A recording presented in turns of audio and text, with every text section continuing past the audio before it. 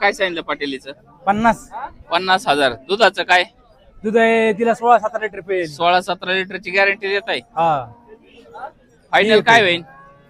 Final 45. 45,000 मित्रांनो ही गाय तुम्हाला उपलब्ध आहे.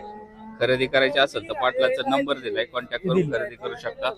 हा हिचं काय सांगितलं? तिचं 70. हा 70 फायनल काय होईल? फायनल काय 2-3 हजार कमी. दुधाचं दूध 20 लिटर आहे. 20 लिटरची गॅरंटी 70,000. दिली.